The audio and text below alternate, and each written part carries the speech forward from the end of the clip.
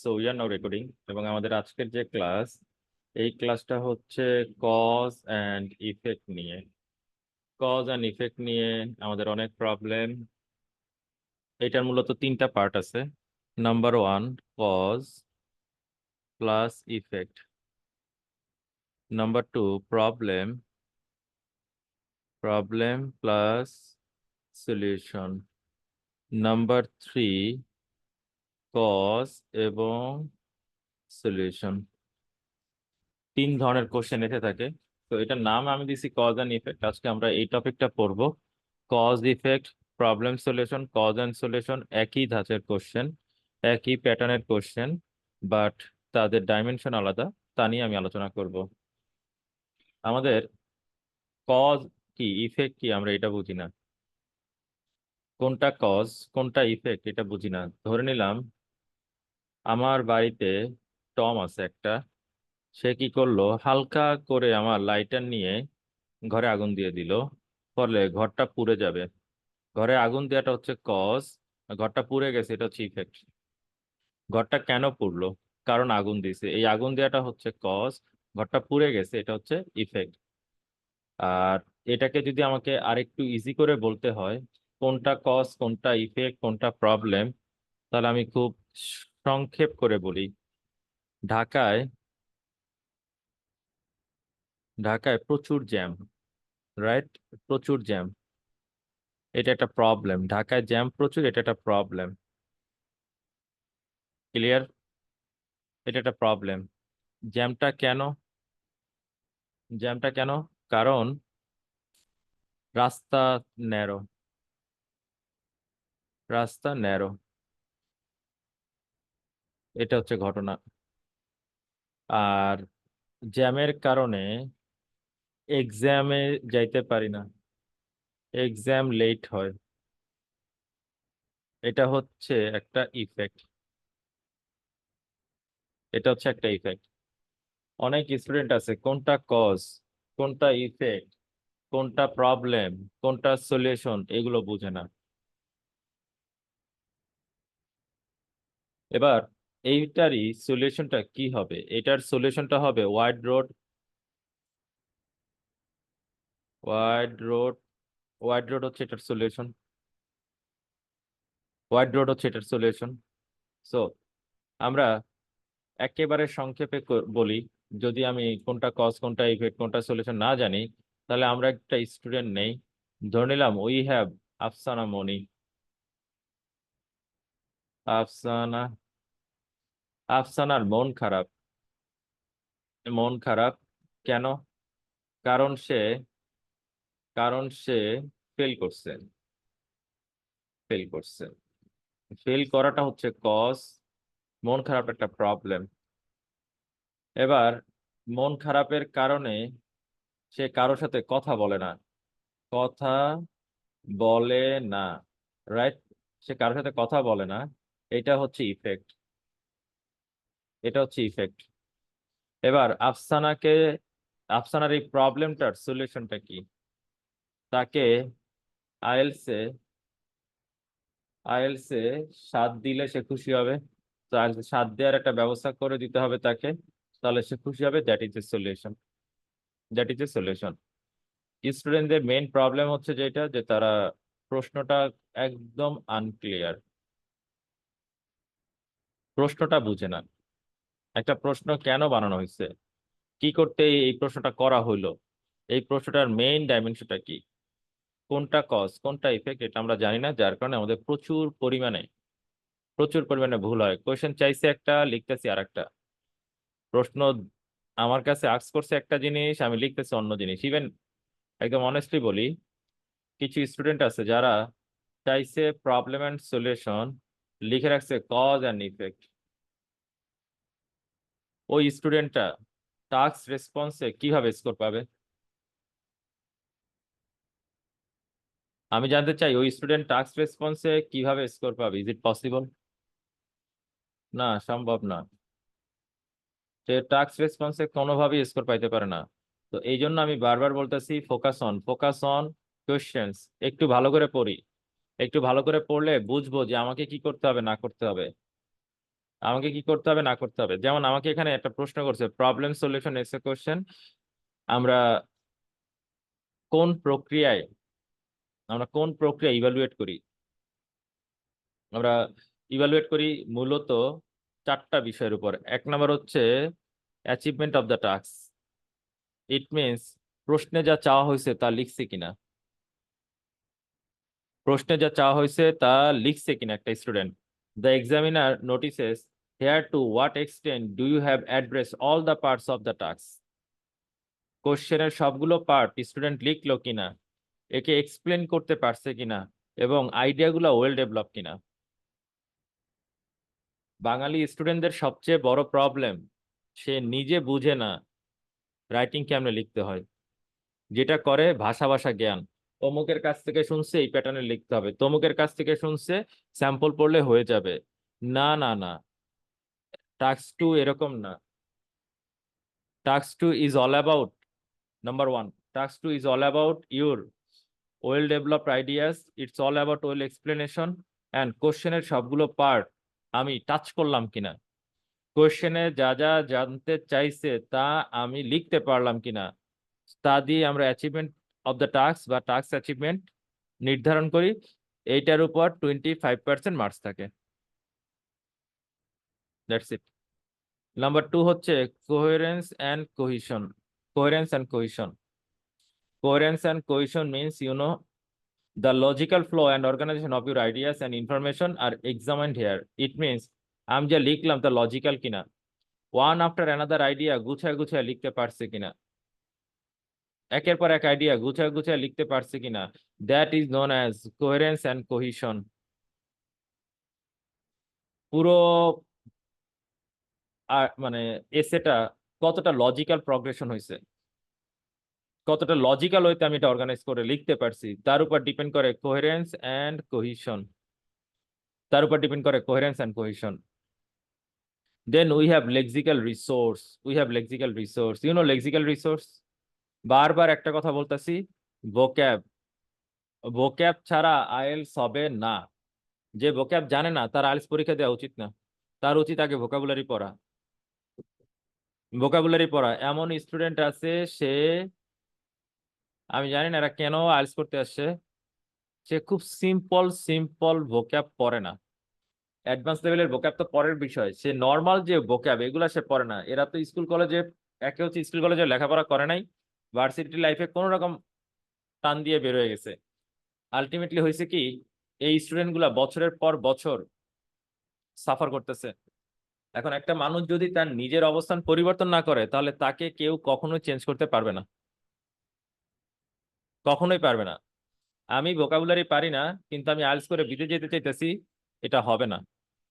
আগে ওয়ার্ড পড়তে হবে। এই যে এখানে লেক্সিক্যাল রিসোর্স এখানে বলে দিয়েছে, the vocabulary used in the essay and its accuracy is examined there.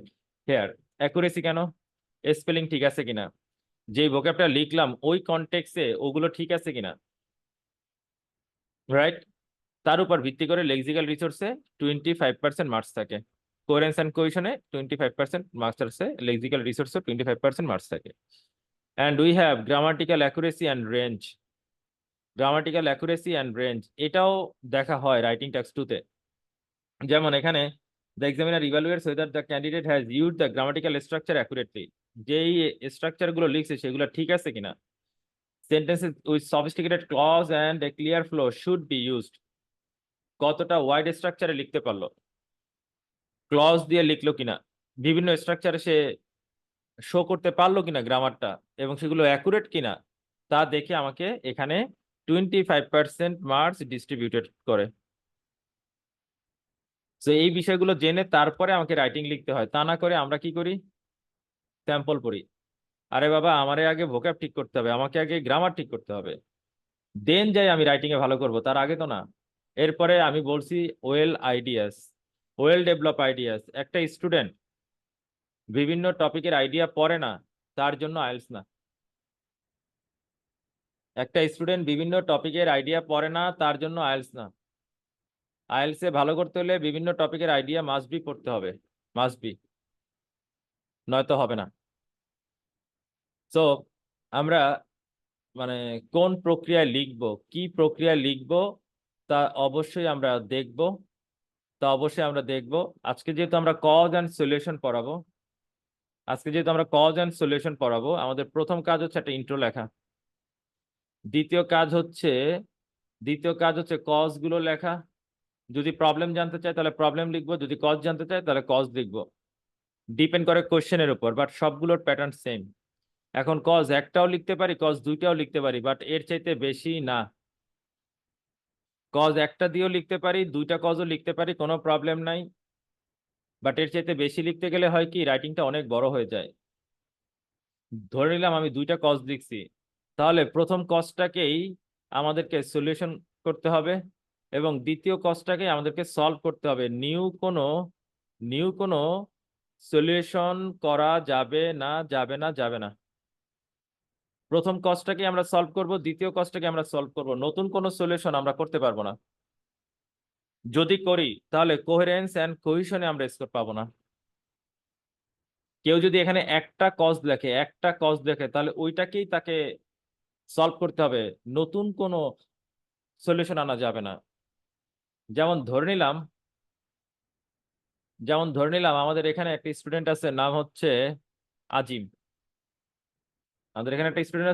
আজিম। আজিমের প্রচন্ড মাথা ব্যথা, মাথা পেইন করতেছে। পেইনের কারণ কি? সে অনেক বেশি সময় ধরে মোবাইল চালাইতেছে। সো মাথা পেইনের রিজন হচ্ছে মোবাইল চালানো। তাহলে সলিউশন হিসেবে তাকে আমরা যদি না পাঠাইতে বলি তাহলে হবে না। আমাদেরকে সলিউশন হিসেবে স্টপ ফোন ফোন করতে হবে। এইটা যদি করি তাহলে আমরা ভালো করবো, আর এটা যদি আমরা না করি তাহলে আমরা ভালো করব না। Focus on the question, focus on the structure. আমরা করতেছি কি, বডি প্যারাগ্রাফ 1 লিখতেছি একটা, বডি প্যারাগ্রাফ 2 লিখতেছি একটা, মানে উল্টা পাল্টা লেখা লিখতেছি। কজ লিখতেছি একটা, সলিউশন করতেছি আরেকটা জিনিসের। এই কাজটা যারাই করতেছে প্রত্যেকের রাইটিং এজন্য খারাপ হয়। প্রত্যেকের রাইটিং না বুঝেই কোশ্চেনের আনসার দিতেছে, এগুলো উচিত না। রাইটিং অনেক সিম্পল, অনেক খুব সহজ ভাষায় একটু গুছিয়ে লিখলে রাইটিং এ অনেক ভালো স্কোর পাওয়া যায়। তো প্রবলেম সলিউশন বলি, কজ অ্যান্ড সলিউশন বলি, কজ অ্যান্ড ইফেক্ট বলি, যাই বলি, এদের জন্য কতগুলা কি পয়েন্ট আছে। কি পয়েন্টের একটা হচ্ছে 40 মিনিট সময় পাবো এবং এ মিনিমাম আপ টু 50 ওয়ার্ডসে লিখতে হয়। আমরা বলি 255 255 থেকে 270 এই রেঞ্জে লিখি, এর বেশি কিছুতেই না। 270ও বেশি হয়ে যায়, 260ই লিখি, এর বেশি কিছুতে না। 40 মিনিটের মধ্যে লেখা শেষ করতে হবে, 40 মিনিটের মধ্যে। এখন 40 মিনিটের মধ্যে লেখা কে শেষ করতে পারে? যে নিয়মিত লিখে। যে স্টুডেন্টরা নিয়মিত রাইটিং লিখবে না, ও কিন্তু কখনোই রাইটিং এ ভালো করবে না। কারণ ওর পরীক্ষার হলে হাত কাঁপবে, ওর মাথায় আইডিয়া আসবে না, ওর কাছে এংজাইটি লাগবে, স্বাভাবিক। খাতা কলম নিয়ে টেবিলে বসতে হবে, খাতা কলম নিয়ে একদমই লাগলে দেখে দেখে লিখবো। নতুন নতুন সেন্টেন্স লেখার অভ্যাস করব, নতুন নতুন আইডিয়া পড়ে মুখস্থ করে লেখার ট্রাই করব। এই অভ্যাসগুলো যার নাই সে কখনো ভালো করবে না। সেই অভ্যাসগুলো তৈরি করতে হবে, দেন 2 নাম্বার লিঙ্কিং ওয়ার্ড ব্যবহার করতে হবে, যেটা আমরা আমাদের বেসিক ক্লাসে শুরুতে পড়াইছি। কলোকেশন ব্যবহার করতে হবে, it means group of words কিংবা ফ্রেজ ব্যবহার করতে হবে, যাতে করে to ensure A flow in the essay. কেন? কোহেরেন্স এন্ড কোহেশন একটা ভালো স্কোর পাবো। লিঙ্কিং ওয়ার্ডস, কলোকেশন, ফ্রেজের একটা ওভারঅল প্যাটার্ন তৈরি করব, যেটা করলে একটা ফ্লো তৈরি হবে, আর এর কারণে কোহেরেন্স এন্ড কোহেশনে আমি ভালো স্কোর করব।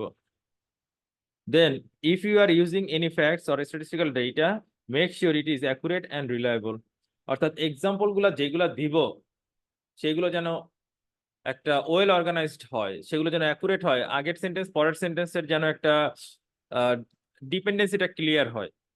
অর্থাৎ আগের সেন্টেন্সে যা লিখলাম পরের সেন্টেন্সে যদি তা না লিখতে পারি বা তাকে যদি ডেভেলপ না করতে পারি, কিংবা তাকে যদি এক্সপ্লেন করতে না পারি, তাহলে এই রাইটিং কোহেরেন্স অ্যান্ড কোহেশন হারাবে। সো এটা করা যাবে না। Then make sure that the introduction is clear and engaging.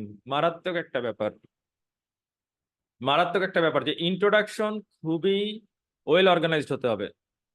Introduction আজকে আমি দেখাবো যে ইন্ট্রোডাকশন আমরা কতটা ক্লিয়ার করে লিখতেছি। তো এই ইন্ট্রোডাকশন যাতে খুব ভালোভাবে হয়, সেই জিনিসটা আমাকে কনফার্ম করতে হবে। It helps the examiner to get a sense of what will be discussed in this further. তো ইন্ট্রোডাকশন এমন ভাবে লিখবো আমার এক্সামিনার যেন রাইটিংটা পড়ে তিনি বুঝতে পারেন যে স্টুডেন্ট সামনে কি লিখছে। এই কাজটা যদি না করা হয় তাহলে স্কোর কম আসবে। দেন use refined and accurate grammar and vocabulary which will help you the examiner understand your proficiency in the language. আগেই বলছি গ্রামার অ্যান্ড ভোকাবুলারি খুবই খুবই ভালো হতে হবে, যদি 7 অথবা 7.5 চাই। এখানে কাজ করতেছি না, স্যাম্পল নিয়ে পড়া রইছি, কোনো লাভ নাই। এই দুইটাতে ইন্ডিভিজুয়াল অ্যাটেনশন দিতেই হবে। এই জন্য রাইটিং এর যে ভোকাবুলারি আছে আলাদা, ওগুলো পড়তে হবে।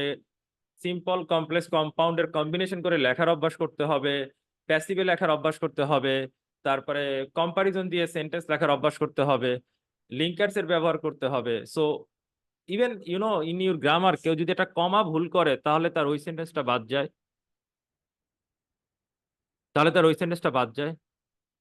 Focus on that, focus on that. Then provide relevant examples to explain your coherent. Example যেগুলো দিব সেটা যেন ওয়েল এক্সপ্লেইনড হয়। An explanation of your opinions is the best way to ensure a higher IELTS score. এটা কিন্তু বারবার বলছি, আমার যেটা অপিনিয়ন সেটাকে ওয়েল ডেভেলপ করতে হয়, সেটাকে এক্সপ্লেইন করে করতে হয়। An explanation of your opinions is the best way to ensure a higher IELTS score. মাথায় রাখবো কথাটা। একটা প্রশ্নের মেইন ওয়ার্ড গুলো কারা, এগুলো খুঁজে বের করতে হবে। একটা প্রশ্নের মেইন ওয়ার্ড গুলো কারা, এগুলো খুঁজে বের করতে হয়। অনেক স্টুডেন্ট প্রশ্নই বুঝে না, কোশ্চেনটা কি করছে ওইটাই বুঝে না। কেন? রিডিং দুর্বল। তো তার রিডিং অনেক দুর্বল। রিডিং দুর্বল হওয়ার কারণে হয় কি, স্টুডেন্টটা না মানে আগাইতে পারে না। স্টুডেন্ট না বুঝে না তারে কি করতে হবে, স্টুডেন্ট বুঝতে পারতেছে না যে আমার প্রশ্ন আমার কি চাইছে। যেমন আজকে বিকেলে আমি একটা স্টুডেন্টের সাথে কথা বলতেছিলাম, ওর 18 তারিখ পরীক্ষা। তো বলতেছে যে ভাইয়া, যে রাইটিং টাস্ক 2 এর প্রশ্ন না বুঝলে কি করব। বললাম দ্যাট ইজ ইউর উইকনেস, যে তুমি প্রশ্ন বুঝতেছো না, কারণ তোমার রিডিং ভালো না। ইট মিনস ওভারঅল তোমার ইংলিশ ভালো না। সো কোন স্টুডেন্টটা কিওয়ার্ড বা সেকেন্ডারি কিওয়ার্ড আইডেন্টিফাই করতে পারে, যে হচ্ছে ভালো রিডার। এই যে আমি যখন রিডিং পড়াইছি, আমি এমনও দেখাইছি যে এই জায়গাটা মেইন, ওই জায়গাটা মেইন, এতটুকু পড়তে হয়, অতটুকু বাদ দিতে হয়, এরকম করে কিন্তু আমি দেখাইছি। কেন? They are the main words, they are the keywords. ওই জিনিসগুলো আইডেন্টিফাই করতে পারলে যে কোনো স্টুডেন্ট ইজিলি প্রশ্নটা বুঝবে এবং সেই অনুযায়ী লিখতে পারবে। ওকে। এবং কোশ্চেনের যে মেইন ওয়ার্ড, এটা যদি কারো রাইটিং এর মধ্যে না আসে, ধরলাম সে পুরো একটা এসে লিখছে কিন্তু মেইন ওয়ার্ড গুলা তার রাইটিং এর মধ্যে নাই, সে নম্বর পাবে না, নম্বর সে পাবে না। 8 নম্বর হচ্ছে plan the problems you are going to discuss in your head and the possible solution before writing them down. এটা একটা মারাত্মক ব্যাপার। আমি সব সময় বলি একটা স্টুডেন্টকে, যে যখন তুমি রাইটিং লিখবা, before starting your writing you should make a plan. আচ্ছা, এখানে একটা মজার ঘটনা বলি, যে নিজে রাইটিং এর আইডিয়া পড়ে না, সে কোশ্চেন পাইয়া প্ল্যান কিভাবে করবে? একটা স্টুডেন্ট সে রাইটিং টাস্ক 2 এর আইডিয়া গুলা পড়তেছে না, আমাদের ওয়েবসাইটে আছে বা আমরা তো গ্রুপে পোস্ট করব, যাই করি, স্টুডেন্ট রাইটিং আইডিয়া গুলো পড়ে না, সে কি ভালো করবে? কখনোই না, কখনোই সে ভালো করবে না। ক্লিয়ার? And then 9 number হচ্ছে the paragraph should be ideally balanced by discussing the problems in one body paragraph, solution in the second body paragraph. এটা সবসময়, এটা আমি স্ট্রাকচার একটু পরে বলে দিচ্ছি, এটা নিয়ে আলোচনা করলাম না, বাট আমি একটা কথা বলে দেই, in order to have a better score in your writing text 2, task 1 এর কথা বাদ দিই কারণ ওটা পুরোটা ভোকাবুলারি নির্ভর, সো আমি শুধু টাস্ক 2 নিয়ে বলি। If you have a plan in your head, তাহলে অবশ্যই you need to read a lot of ideas. The questions from Cambridge, কেমব্রিজের যতগুলো কোয়েশ্চেন আছে সবগুলোর আইডিয়া পড়ে ফেলা উচিত। And in your main exam you'll find it, যে এই কোয়েশ্চেনের ওই টপিকটা কমন পড়ছে, এরকম হয়, টপিক কমন পড়ে যায়, ঘুরে ফিরে এগুলোই আসে। অনেক স্টুডেন্ট এগুলোতে ফোকাস না করে করে কি, ভাইয়া কি আছে দেন পইরা ফেলাই, মেইন জায়গা না পড়া উল্টাপাল্টা করে পড়ে রেজাল্ট খারাপ হওয়া ছাড়া অন্য কিছু না, অন্য কিছু না। তা আমি আমার একটা জিনিসই চাওয়া পাওয়া, যে যারা পরীক্ষা দিবে তারা একটু গুছায় টুছায় পড়ে পরীক্ষা দেখ, একটা চমৎকার রেজাল্ট আসুক, আমাদেরও ভালো লাগে, স্টুডেন্ট ভালো করলে তারও একটু বেটার ফিল হবে। That's it. Okay, and then we have mistake, আমরা ভুল করি। আমরা যে ভুলগুলা করি, নাম্বার 1, অনেক স্টুডেন্ট আছে do not expand there ideas, এটা একটা মারাত্মক প্রবলেম। অনেকে তাদের আইডিয়াগুলো এক্সপ্যান্ড করে না, জাস্ট লিস্ট ডাউন করে lot of problems and solution, এটা উচিত না। জাস্ট ওই যে বিভিন্ন কোচিং সেন্টার গুলো বা বিভিন্ন ট্রেনাররা যেহেতু তাদেরকে পড়াচ্ছে, তো তারা বলে যে প্রচুর লিঙ্কার ব্যবহার করো, গুগল করে তারা হাবিজাবি অনেক ফ্রেজ মুখস্থ করে তারপরে লেখা ট্রাই করে, আর এইভাবে তারা অনেকগুলো আইডিয়া দেয়, 5টা 6টা আইডিয়া একটা রাইটিং এ লিখে ফেলে, এটা কখনো উচিত না। আমি বলতেছি প্রবলেম সর্বোচ্চ 2টা, কজ সর্বোচ্চ 2টা, তুমি একটা লেখো কোনো প্রবলেম নাই, কিন্তু 2টার বেশি লেখার কোনো মানে নাই। এ লট অফ প্রবলেমস 3টা 4টা 5টা 6টা করে প্রবলেম লিখা কোনোটাকে যদি ডেভেলপ না করে, তাহলে ওই স্টুডেন্ট রাইটিং এ স্কোর পাবে না। কারণ এক্সামিনার যখন মার্ক করে তখন তিনি এক্সপ্লেনেশনটা কিরকম ওইটা দেখে মার্ক করে, কতগুলা লিখছে সেটা না, একটা প্রবলেমকে সে কতভাবে ডেভেলপ করলো। ও লেট মি এক্সপ্লেন যে কিভাবে ডেভেলপ করা যায়। ধরলাম আমি একটা কথা বলছি যে নারায়ণগঞ্জে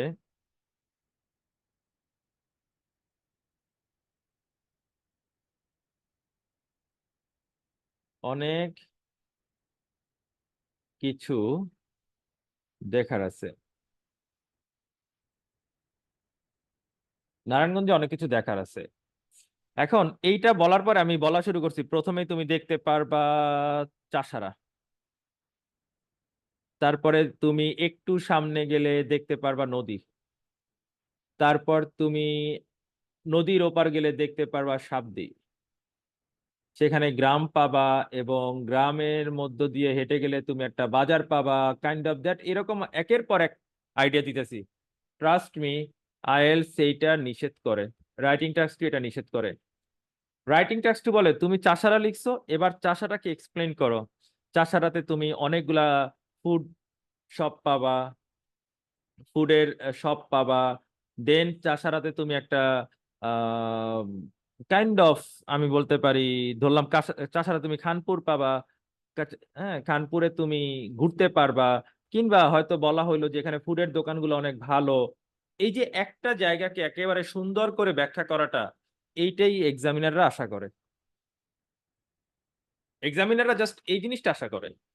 কিন্তু এই যে অতিরিক্ত একের পর এক টপিক অ্যাড করা, এটা কখনোই এক্সামিনার আশা করে না। সো প্লিজ একটা কথা মনে রাখবো, আইডিয়া দিব একটা কি 2টা, কিন্তু তাদেরকে এক্সপ্লেন করব, তাহলে যে ভুল আর হবে না, ইনশাল্লাহ ভালো করব। Another common mistake is that যে candidates is writing indirectly about the solution that are not directly related to the question, এটা হচ্ছে বড় ব্যাপার। এটা কারা করে? এটা কারা করে? যেই সব স্টুডেন্ট প্রশ্ন বোঝে না তারা এই কাজটা বেশি করে। একটা স্টুডেন্ট প্রশ্নই বোঝে না, তারা এই কাজটা বেশি করে। আর প্রশ্ন বোঝে না কারা?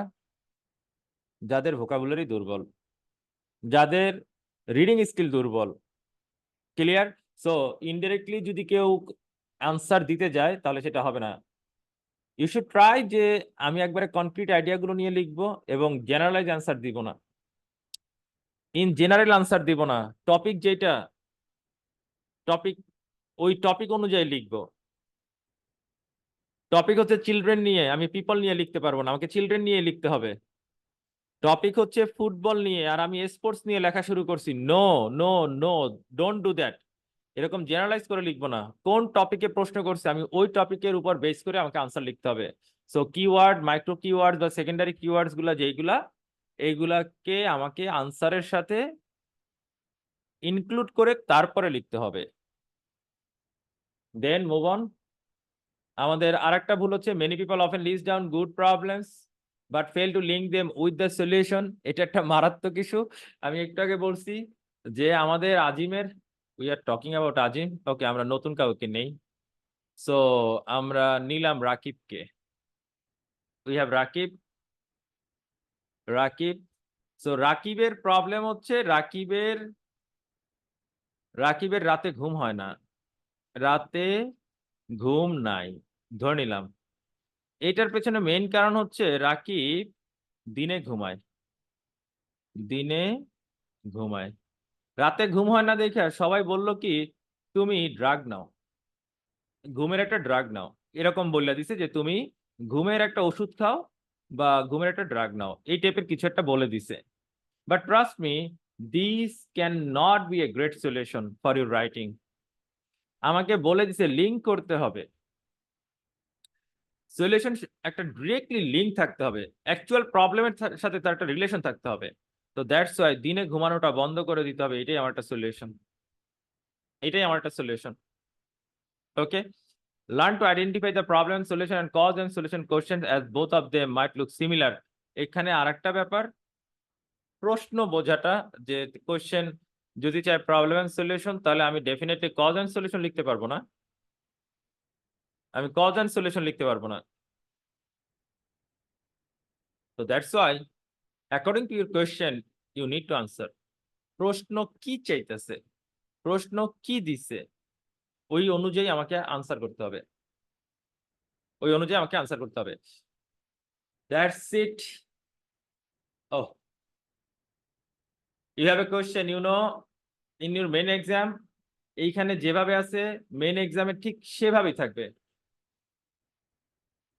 মেন এক্সামে একদম এইভাবেই থাকবে।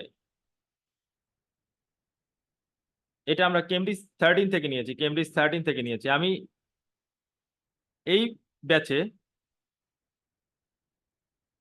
কেমব্রিজের সবগুলো প্রশ্ন মানে আমি যতগুলো ক্লাস নেব আগামী 5 দিন, 5 দিনে প্রতিদিনই কেমব্রিজের একটা করে প্রশ্ন, এক একটা প্যাটার্নের প্রশ্ন সলভ করে দিব।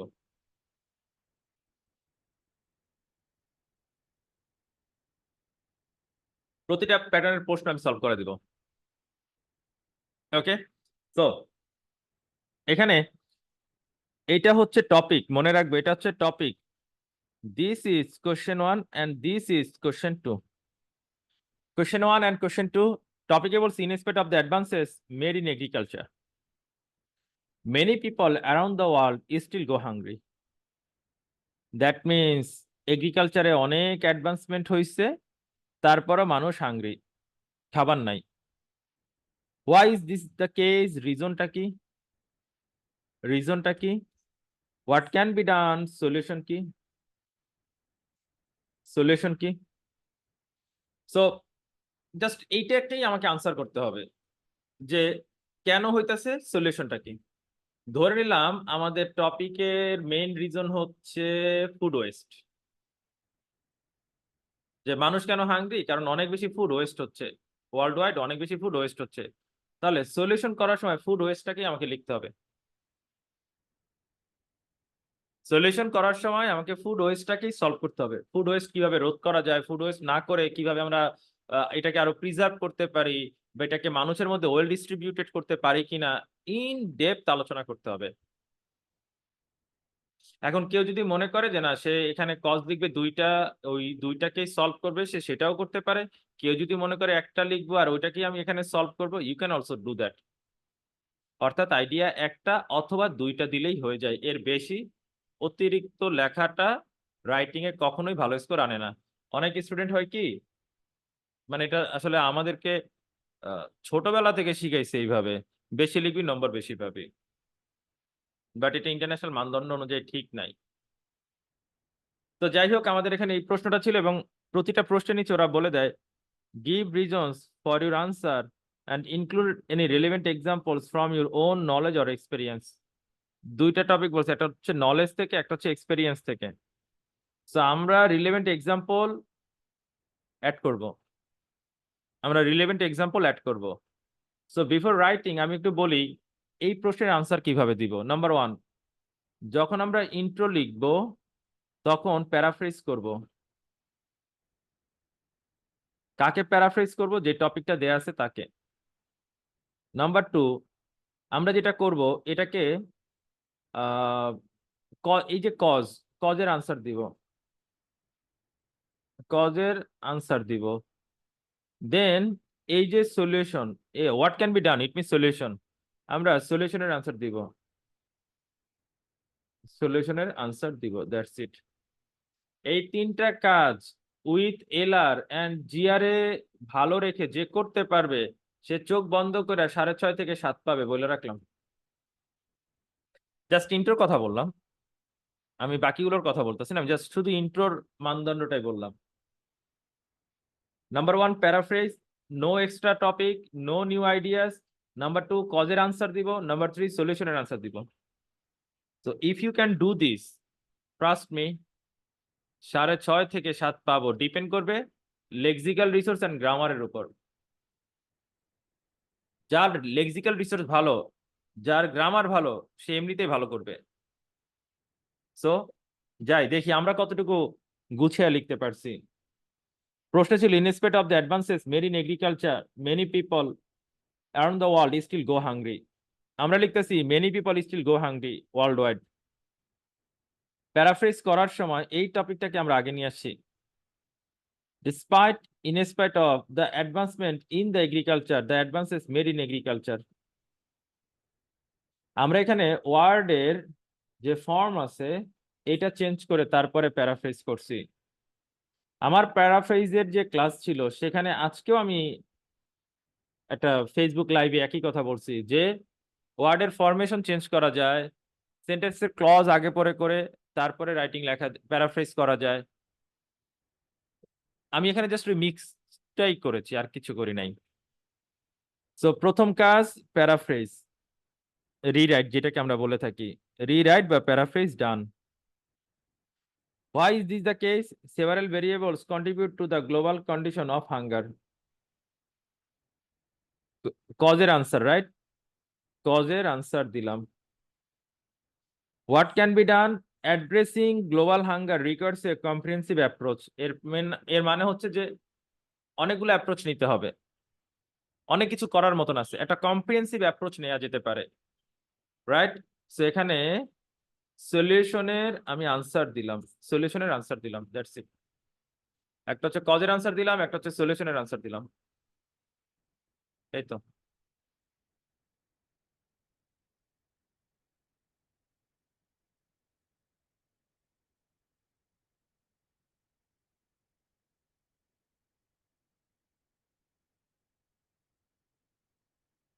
দেন আমি আগেই বলি, আমি এখানে একটা কজ দিয়ে লিখছি, if you want you can write two causes.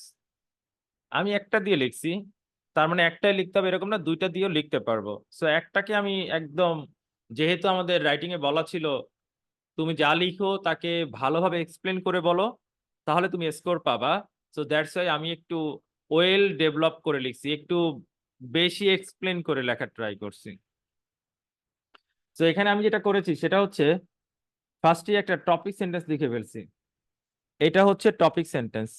এবার এই টপিক সেন্টেন্সের সাথে আমি কজ ওয়ানটা লিখছি, আর এখান থেকে এই পর্যন্ত এক্সাম্পল দিয়ে তাকে ডিটেলসে বলছি, দ্যাটস ইট।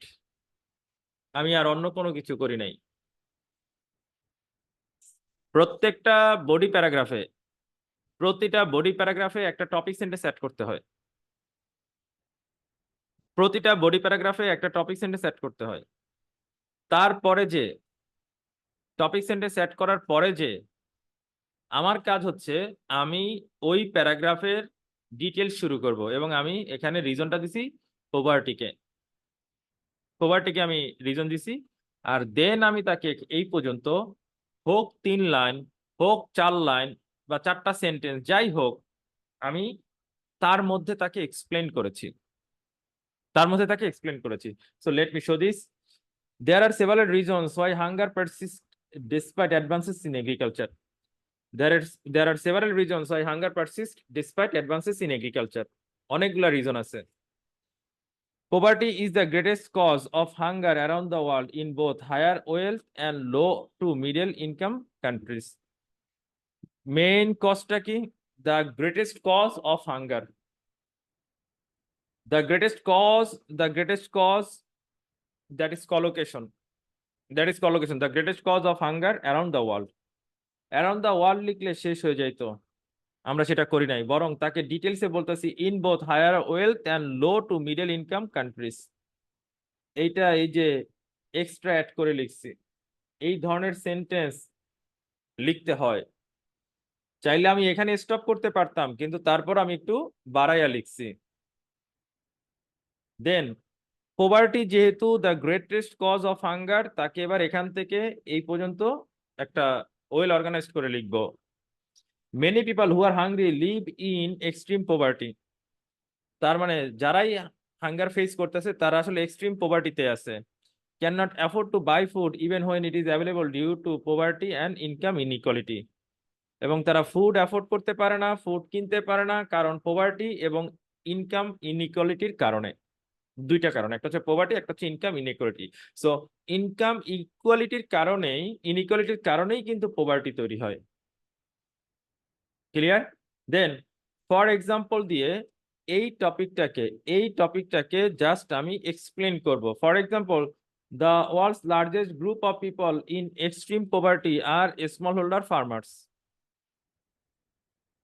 ওয়ার্ল্ডের largest group of people in extreme poverty, খেয়াল করে দেখি, এক্সট্রিম পোভার্টি ফর এক্সাম্পল। আমরা একটা কথা বলছি, এক্সাম্পল দেওয়ার সময় আগের টপিকের সাথে পরের টপিকের রিলেশন আছে কিনা মেক শিওর। এইটা আমাকে নিশ্চিত করতে হবে যে আগের টপিকের সাথে পরের টপিকটা সেম আছে কিনা, মিল আছে কিনা। আমি যদি ওই কাজটা না করি তাহলে আমি ভালো কিছু করব না। For example, the world's largest group of people in extreme poverty are small holder farmers in developing countries. কোথায়? ডেভেলপিং কান্ট্রিতে। They need the land to grow enough food to supply themselves with enough to eat year round. এই data কারা? তারা হচ্ছে small holder farmers. and they earn so little income inequality, খেয়াল করে দেখি, earn so little income inequality from that they sell that they cannot afford to purchase, right? They cannot afford to buy, they cannot afford to purchase food from other sources once their supplies runs out. যখন তাদের supply গুলা শেষ হয়ে যায় তখন অন্য কোনো source থেকে তারা কেনার ক্ষমতা পায় না, মানে তাদের ওই অভাবটা থেকে যায় যে তারা চাইলেও কিনতে পারে না, কারণ তাদের ইনকামটা সো লিটল।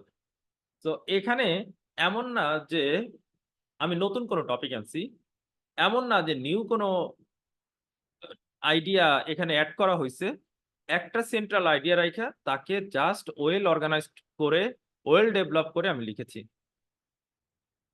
কিন্তু আমরা দেখবো কি আমাদের স্যাম্পল গুলার মধ্যে, অনলাইনে যত স্যাম্পল আছে সব একের পর এক নতুন টপিক। ইভেন মেজরিটি স্যাম্পলের মধ্যে এই টপিক সেন্টেন্সটা নাই। টপিক সেন্টেন্স কেন লিখি আমরা?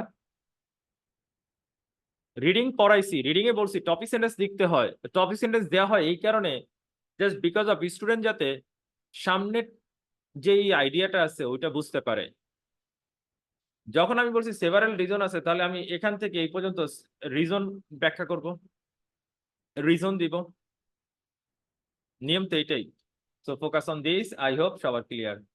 দেন এবার আমার কাজ হচ্ছে এই পোভার্টিকে আমি সলভ করব। এবার আমার কাজ হচ্ছে এই পোভার্টিকে আমি সলভ করব, এবং এই জন্য আমি লিখতেছি proper measure should be taken. Passive আকারে লিখতেছি should be taken to decrease hunger and starvation world wide. Right? So আমরা হাঙ্গার এবং স্টারভেশনকে ডিক্রিজ করতে চাইলে প্রপার মেজার আমাদেরকে নিতে হবে। Proper measure should be taken to decrease hunger and starvation world wide. এবার এখান থেকে এই পর্যন্ত poverty was our main concern, সেই কনসার্নটাকে এবার আমরা রিমুভ করব। Reducing poverty is crucial in addressing hunger because poverty and food insecurity are closely intertwined. পোভার্টিকে রিডিউস করাটা crucial, it means that is vital in addressing hunger, it means হাঙ্গারকে remove করা। কেন? কারণ poverty and food insecurity are closely ইন্টারটুইন্ড, কারণ দে আর related, কারণ দে আর related. So এবার এখান থেকে এই পর্যন্ত এই পোভার্টিটাকে রিডিউস করা নিয়ে আলোচনা করা হবে। Poverty reduction efforts often include social safety nets such as food assistance program, cash transfer, school feeding programs. So আমরা যদি poverty reduction করতে চাই তাহলে আমাদেরকে ফুড অ্যাসিস্ট্যান্ট প্রোগ্রাম চালু করতে হবে, ক্যাশ ট্রান্সফার করতে হবে, স্কুল ফিডিং প্রোগ্রাম চালু করতে হবে। দিস ইনিশিয়েটিভ, এই যে this, that is previous reference. কোন স্টুডেন্ট রাইটিং এ যদি এরকম প্রিভিয়াস রেফারেন্স দিয়ে লেখে তাহলে তার কোহেরেন্স এন্ড কোহেশন একটা ভালো স্কোর আসে, তার কোহেরেন্স এন্ড কোহেশন একটা ভালো স্কোর আসে। সো কোহেরেন্স এন্ড কোহেশনে ভালো স্কোর পেতে চাইলে আমাকে এরকম একটা প্রিভিয়াস রেফারেন্স দিয়ে পরের সেন্টেন্সটা শুরু করতে হয়। So this initiatives, it means 1, 2 and 3 provide direct support to vulnerable populations, ensuring vulnerable population মানে আগের টপিকে আমরা যাদেরকে স্মল হোল্ডার ফার্মার বলেছি কিংবা যাদেরকে আমরা পুয়ার ফার্মার বলেছি তাদের কথা বলা হচ্ছে। Ensuring they have access to food during times of need, যখন প্রয়োজন তখন তারা ফুড পাবে। মোরওভার পোভার্টি এলিভেশন, খুবই চমৎকার ওয়ার্ড, কারণ এখানে রিডিউসিং লিখছি, এখানে রিডাকশন লিখছি, এখন এখানে লিখছি এলিভেশন, এলিভিয়েশন। সো এইটার কারণে লেক্সিক্যাল রিসোর্সে একটা ভালো স্কোর চলে আসবে। So moreover poverty এলিভিয়েশন programs can include investment in agriculture. তো এটা এগ্রিকালচারে ইনভেস্টমেন্ট বুঝায়, such as providing smallholder farmers with resource and training, অর্থাৎ আমরা তাদেরকে ট্রেনিং কিংবা রিসোর্স দিয়ে হেল্প করতে পারি। Small holder farmer was the topic of our body paragraph 1। এবার দিস হেল্পস দিয়ে এই টপিকটাকে আলোচনা করতেছি। This helps increase food production, food production বাড়লে হাঙ্গার কমবে, ইনকামও বাড়বে, হাঙ্গার কমবে। For rural communities ultimately improving food security, food security বাড়বে, ইট মিনস হাঙ্গার কমবে। আলটিমেটলি ইমপ্রুভিং ফুড সিকিউরিটি মানে হচ্ছে ফুড সিকিউরিটি বাড়বে, এর মানে হচ্ছে আলটিমেটলি হাঙ্গারটা কমে যাবে। That's it. সো আমরা যেটা করছি এখানে প্রভার্টিকে রিডিউস করছি এবং রিডিউস করার ওয়ে গুলো বলছি। Then finally we have conclusion. Conclusion মানে হচ্ছে কোনো নতুন টপিক লেখা যাবে না, কনক্লুশন মানে হচ্ছে কোনো নতুন টপিক লেখা যাবে না। সো এই কারণে জাস্ট আমরা ইন কনক্লুশন দিয়ে আমাদের টপিকটাকে আবার ইন্ট্রোডিউস করব এবং কজ আর সলিউশনে যা যা লিখছি তাকে আবার এখানে লিখে দিব, বা প্রবলেম এন্ড সলিউশনে যা যা লিখছি কিংবা কজ এন্ড ইফেক্টে যা যা লিখছি তাই লিখে দিব। So in conclusion, despite the advancement in agriculture, hunger remains a pressing global issue because of poverty. So because of poverty হচ্ছে question 1. This is our topic. This is our topic and this is our solution.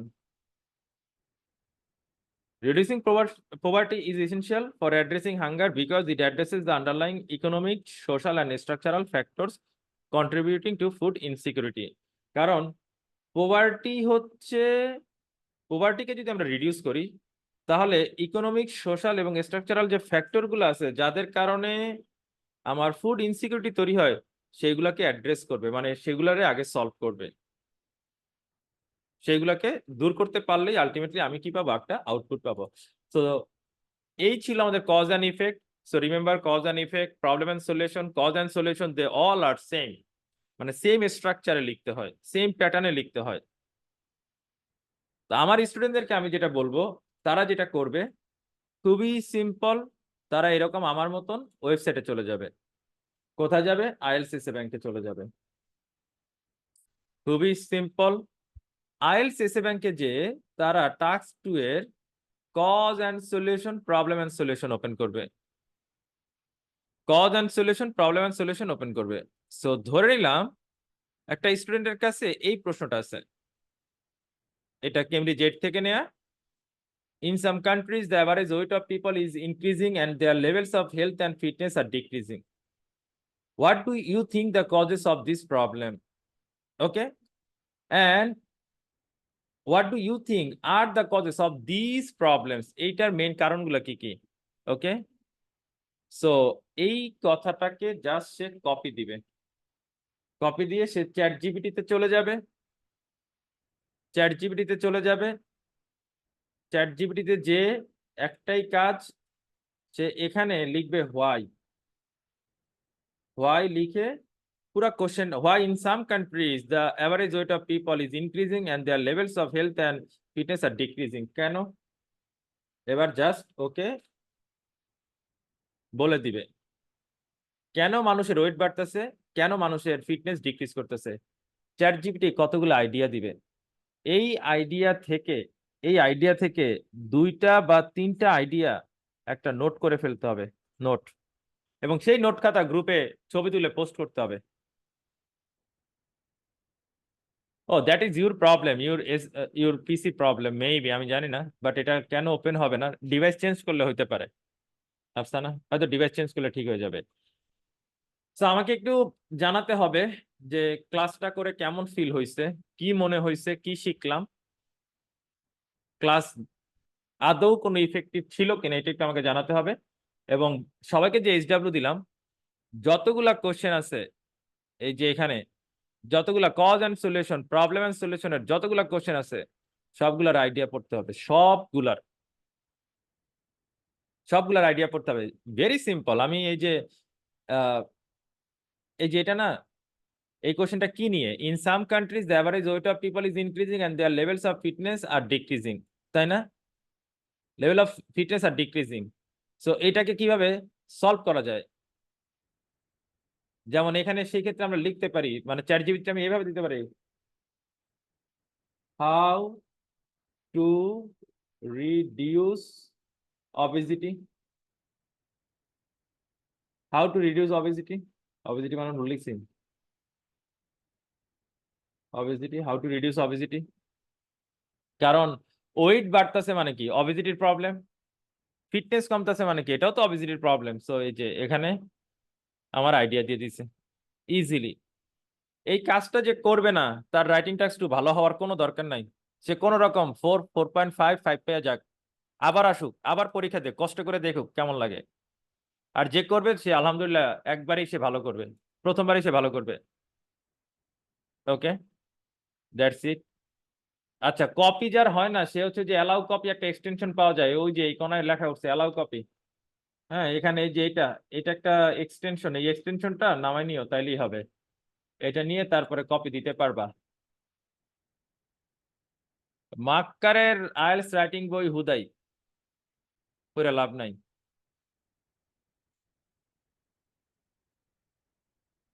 ও আচ্ছা, আমি class দিয়ে দিব, thank you everyone, class দিয়ে দিব একটু পরে। আমার জিআরই ক্লাস আছে, আমি খুবই সরি যার কারণে কারো কোশ্চেন নিতে পারবো না, কারণ আমার টানা জিআরই ক্লাস থাকে রাত 11টা পর্যন্ত, একটার পর একটা ব্যাচ থাকে। তো যেহেতু আমার এখন রানিং 2টা জিআরই ক্লাস চলতেছে, তো দ্যাটস ওয়াই আমি এখন ম্যাথ ক্লাসে ঢুকবো, তারপরে আবার আমাকে ভার্বাল ক্লাসে ঢুকতে হবে। So see you next class ইনশাল্লাহ। আগামীকাল রাত 8টায় সেম অন্য একটা টপিকে ক্লাস করব, বাট বিফোর দ্যাট প্রত্যেকে আইডিয়া গুলো পড়ে ফেলাই, তাহলে কাজে দিবে। Thank you.